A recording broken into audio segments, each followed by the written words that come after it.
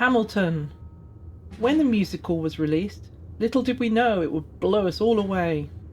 I was fortunate enough to see the London production in 2019, right in the room where it happens. Then the world turned upside down, and theatre everywhere had to take a break whilst we all try and stay alive. The show was released on Disney Plus in April 2020. We couldn't wait for it. We thought that would be enough. What comes next, we thought. When this Spencer jacket pattern was released, I was helpless. How could I say no to this? It's not an easy make, but I'm going to show you how I did it. I'm not throwing away my shot. Talk less, sew more. I'll see you on the other side. This is not a beginner pattern. I wanted to make this set of videos to perhaps make the pattern a little more accessible to less experienced sewers, but it's not an easy ride. This pattern was originally produced in standard sizes and later released to cover a larger range. The patterns are very different and have been completely redrafted for the larger sizes. This is the new version of the pattern, and I've cut out the size that I am closest to. I've gone large rather than small. The old pattern, which I was going to enlarge, is supposed to be 16 to 18. The new one, this line here, would be the 16 to 18. I've cut out the 20 to 22. They are not the same. Now, I know the measurements tell you they're not the same, but it's quite interesting just how different they are. If this is the old pattern, you can see just how much bigger this line is, and also different shape. The side is also a different shape, so there's been some refinement. So larger size of this compared to smaller size of this one. Definitely been some shape refinement. And out of interest, the front is a lot longer, which is something I found that it was too short. Which goes to show that when patterns are redrafted, they're still being refined. For larger sizes, it's lovely to see that it's been properly redrafted to take into account the fact that sizes are very different. So I found when I tried a quick toile that this needed to be much longer. And lo, they have made it much longer. I've taken the decision that when I toile it, I don't really want the collar, so I'm just literally going to fold it over and toile it without. And then I'll cut out one sleeve as well. And we'll see how we go. I thought I'd burble on about fitting for a minute. This has been fitted to me by my husband. It is a lot easier if you can possibly get someone else to fit to you. Other family members can be trained. They do it enough times. This pattern was a little bit big for me, which is good. It's much easier to take in things a bit than it is to take them out. So always err on the side of going larger if you can. I nearly always have to do a shoulder adjustment. My shoulders don't slope the way patterns expect them to. So what we did, I said ignore the collar because the collar's just causing trouble. So I'm actually going to take that off. Kind of gave me an idea that it was about the right height. When you're sewing a mock-up, don't tie the ends because you're going to want to take it to bits. So that collar I didn't alter at all. I will come back to that. When you're fitting, you want to do one bit at a time. So we worked on the shoulders first because I know I always need the shoulders altered. You know, he's not a dressmaker, so he just pins it till it fits me, and then I have to deal with how to adjust the pattern. He's done a fold over adjustment here, so I will just start drawing along all these lines, and I can do it in Sharpie because this is a mock-up. So I draw on that, I draw on the crease of this.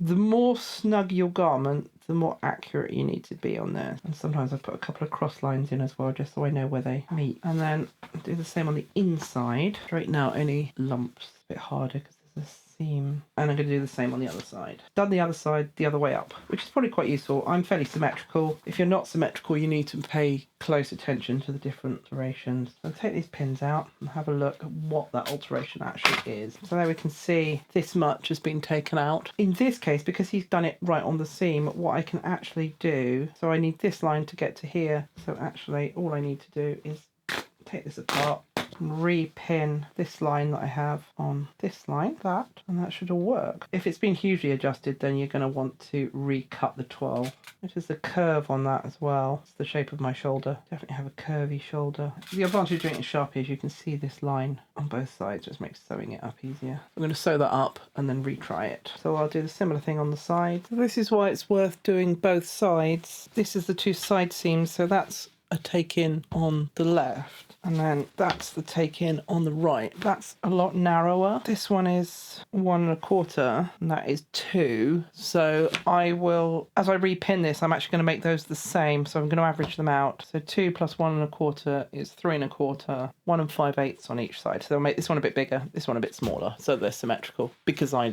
want my jacket symmetrical. I'll probably do the same on the shoulders. I'll measure this one and then even them out. And then here, bottom edge was too low, but because we'd already pinned there, it was easy for him to draw where the line was, so I can just move this whole thing up. And then we will try it again. Then we will try with the collar. Then we will try with the sleeve, one step at a time.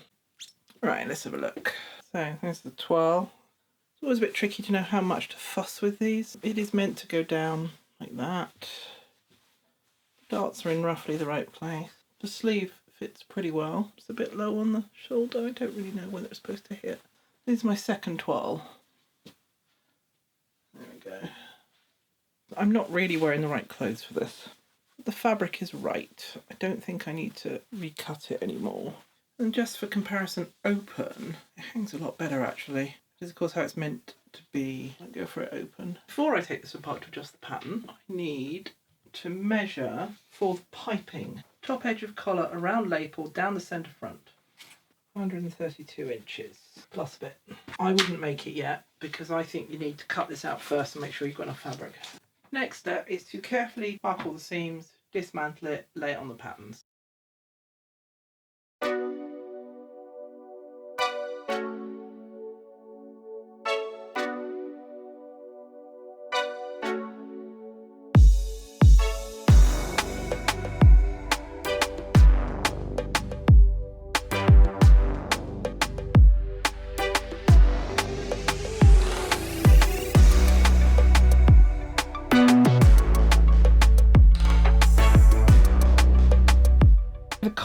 It says quilt interfacing to flat lining fabric. I've not been using flat lining fabric because my fabric is quite thick, but in this case I have done. Quilting is mentioned at the beginning. It means doing parallel lines holding the two together. It's kind of the machine equivalent of pad stitching, but there doesn't seem to be any shaping in this. Then it says cutaway interfacing on the lines, which really confused me because I went, what lines? I can only assume they mean the seam line. So what I actually did was I sewed all the way around the edge first, just on the seam line, and then quilted inside that. Then we need to cut away the interfacing on the lines, so this bit here is going to be cut away, and then flatline quilted piece on inside of collar face. So I am just going to cut the interface of the horsehair in my case right up against that seam line. Because you don't want this horsehair really caught in the main seam, when you sew the inside and outside together, it really needs to be quite close. I may need to use some smaller scissors. I'm actually going to cut this with tiny scissors, nice and close, like so. One other thing, the stiff part of the hair of the stiffening is that way because you want this collar to stand up and bend that way. Next step is prepping the front for stitching. Interfacing for the front. On the instructions it says use Hymo. As far as I can tell, Hymo is what we would call horsehair in the UK. When you're cutting it out, this is actually the front piece, but you've got this line that says interfacing, so you just cut like that. And I've marked the roll line because we're going to need that. If you've never used horsehair, the hairs, the stiff bit, goes horizontally. So it's soft that way and stiff that way. So now we're going to stitch tailor's tape or stay tape to the interfacing at the neckline, lapel edges, and down centre front. I assume that means here, because you usually have a stay tape there. Then the interfacing is trimmed and attached to the front piece. I don't have any tailor's tape, so I'm going to use twill tape. We need to put stay tape along the edge of the interfacing, because although it's very stiff this way, it's very soft this way, and we don't want this edge, which is curved, to flop about. The straight pieces are fine, but the curved edges, it's really worth pressing your interfacing tape first. So you literally line it up on the edge of your piece and just press it through, holding it, ease it round, like so, and just stays curved. Let it cool, pin it into place, and then We'll sew it on. So I've done the hair canvas, stitched the tape down to the line and the neckline, label edges and down centre front. But then it says lay interfacing inside the fabric matching the lines. Now I assume they mean the centre front line. But the problem is now that this tape is right at the edge, which is wrong because once I sew a seam, that's going to vanish. Looking in my tailoring book, which is this one, the canvas should have the seam allowance cut off. That means I did it wrong. And I'm going to come back and show you the right way when I've experimented. So I've moved this tailor's tape where it says stitch tailor's tape or stay tape to interfacing at the lapel edges. It means at the edge of the garment. So that's now at the edge of the seam allowance, which is 3/8 of an inch according to the pattern. So now the instructions further down say flat line together at the tailor's tape, which means I can put a flat line stitch down this edge and it won't show. Get this all joined together and then we can actually start making up the garment.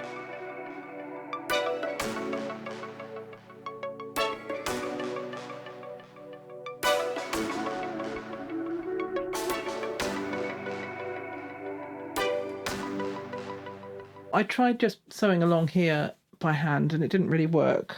Didn't get any kind of shape. So I checked in my tailoring book and what they suggest, get a towel, cotton towel, make sure this is really, really smooth and there's no wrinkles. Put the towel along the roll line, fold that over to where you want it with the towel sort of inside, and then press this. Obviously steam if you can. Check that nothing's, see how that's wrinkled. I actually need to push that in a bit. I found I actually have to do this a couple of times, push that into the wrinkles so this fabric is stretched straight, and then curl that on its edge. What I'm trying to do is get the fabric sat where it wants to be once it's rolled, and then leave that to cool, then sew up, pick up the edge. It gives it a bit more tendency to want to be outward. And then I found the best way to pick along here, make sure that's really flat, is to actually just leave the towel in place. Obviously you don't want to sew it to the towel, but it just made it a little bit, to me, easier to be honest, just rest my hand on it, making sure with my fingers that this is smooth and flat, and then just doing little tiny pick stitches to hold those two layers together in that turned position. And I roll that over just to get so I can get my hand in. What I'm trying to do here is just interpret the instructions the best I can. Not sure this is necessarily the way I would do it if I was just doing it my own way, but that's not the point in this video. The point of this video is to try and do it the way the instructions say.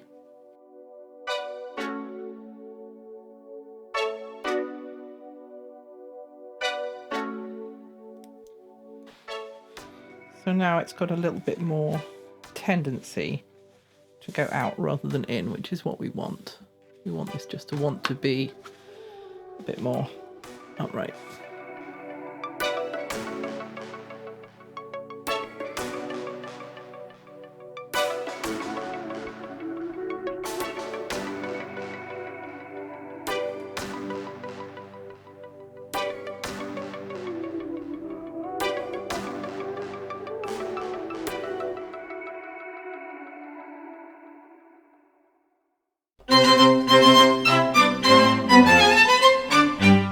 What is a Spencer anyway? Where did they come from? In the 18th century, women wore cloaks and capes, only venturing into fitted outerwear for sporting activities. Fashion changed radically at the end of the 18th century, and women's outerwear changed with it. The Spencer jacket is thought to have developed from a jacket attributed to the second Earl of Spencer. Legend has it that he started wearing a coat without tails after his tailcoat had its tails burnt off by hot coals, so he adapted the remainder into a new style of jacket. In men's fashion, this garment was a precursor to the military mess jacket, and women began to wear it over their new high-waisted gowns.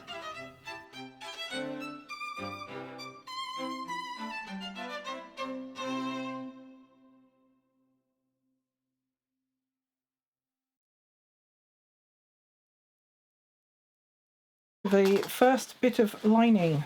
So the belt lining is sewn on the belt, piping for the belt lining sewn over. It looks really nice. It's got a lovely finish. Piping is so nice. My belt actually ended up not quite the right length, so rather than re-cutting the whole curved belt, I just took a little tuck in it. This is a lining, it doesn't matter, and it means I've got a bit more flexibility. The next thing I'm doing is to baste the lining down. So I'm just going to baste along here, just picking up this seam. I don't know whether this basting comes out again, so I'm doing it in red just in case it doesn't. You don't need to fold this under because the main lining will cover it. Anyway, loving this red. This is where it finally all starts, hopefully, coming together. So the lining is literally sewn both sides together, going up the front, round the lapels. To the collar, you're literally sewing the lining to the collar lining, so you've got this gap, so that when it's all folded the right way out, that's the inside of the collar. That's the outside, and there's no seam there. It's all nice and neat. Obviously, the lining itself will be all sewn up by hand at the end. I did muck up where the collar meets the lapel. It's all got a bit strange. I'm going to have to do some unpicking and some hand sewing to get this all back in, which I probably won't film because it's just going to be me cussing and making things work. But just to show you, it's not all perfect. It's not even slightly perfect. The sleeves have an over and an under sleeve. The under sleeve being the long sleeve, and the puff sleeve with all the leaf decoration on top being completely separate. They are, however, attached together. Okay, sleeve puffs. So the instructions for these need to be read all the way through first. The instructions are not ideal. Flat line, that's fine. Thread mark the sleeve cap and notches, that's fine. Put shearing stitch along hemline. Don't put it up here. You don't need it up there. Put the shearing stitch along the hemline, that's fine. It then says stitch double cord to the bottom of the sleeve band, and then stitch the sleeve band to the hem of the sleeve. If you do it that way round, you may end up with a problem fitting a machine foot if it's wide in the gap. So I would consider sewing the band to the sleeve first and then the piping to the band. Doesn't matter at the end of the day, but it might be easier that way around. Stitch the band lining to the bottom of the band, that's fine. To sew the sleeve together down here. Before you do that, you're gonna have to do some trimming, especially if you're daft like me and have used a thicker fabric. Even with silk, you're going to end up with a lot of layers. You've got 2 layers of piping. You've got these 2 folded down, which also tells you later to press this down, but actually you need to press that now because you're about to sew past it. So if you look at this edge, you're going to have this folded down, this folded up, and piping. So there's 5 layers of fabric here because you've got the piping, the main fabric 5, and then these 2, 6, 7, and then twice that is 14 layers. It's a lot of layers. So if you have a thicker fabric or a weaker machine, you will need to trim this down so they're not overlapping. I'm actually just doing a sort of angled, I'm actually just taking the seam allowance down there on both ends, like that. And then what I also did, I got my piping and I carefully roll back the pipe. Do this before you sew all together. You know you're going to have to do it. I didn't, so I'm telling you. Pull that out more than 5/8 of an inch, to be honest, and then cut that off both ends. Pull it back so that this is flat there, so you're not sewing over 2 layers of piping. I mean, it's under the armpit anyway, so it doesn't matter if you take even more off. So that's now flat. That's now a lot less bulky. So now we can sew those 2 together with the seams all tucked into the band and the pipings tucked out, like so. You press these flat, so you definitely didn't want any extra piping in there. And then your lining, I'm going to trim this all the way along actually, because you're going to bring your lining up and hand stitch it over so you've got a nice band and it'll look all pretty.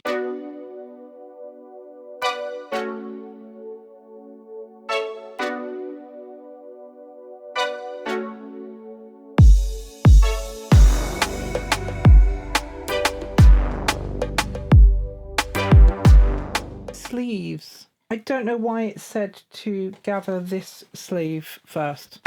I can't see why you would want to do that because you just got to ungather it again. What you need to do is when you get to putting the outer sleeve on, put the outer sleeve on, pin or baste them together all the way around, and then gather both of these. Quick confession, I changed the shape of the inner sleeve and I didn't change the shape of the outer sleeve, which means the outer sleeve is too big because they should be the same. So I have had to kind of pre-gather my outer sleeve before I put it on the inner. We'll get these attached so I can mark the side marks. So this one to here.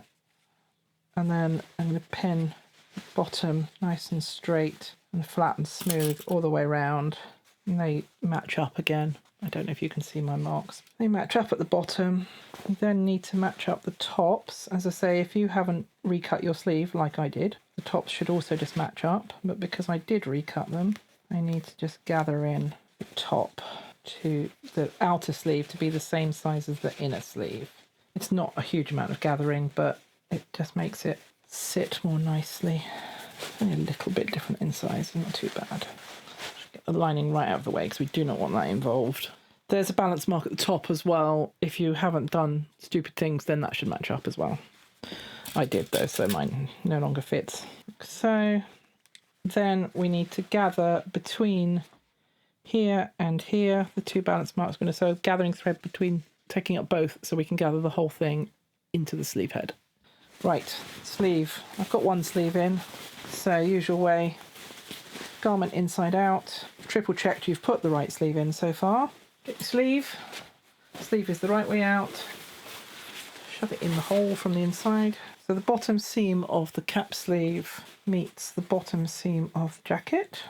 Because I've been lazy and just pinned this in, I can just remove those pins. And then that's pinned smoothly, not pinning in the lining, leaving the lining right out of it, up to the beginning of the gathering thread. Start from the bottom again and go up the other side. Again, just pin as far as the beginning of the gathering thread, and then get that gathering thread and gather this in so that it fits in the armhole, arm side, whatever you want to call it. Gather that up, tie off or wind off the gathering thread, pin it, sew it. Easy.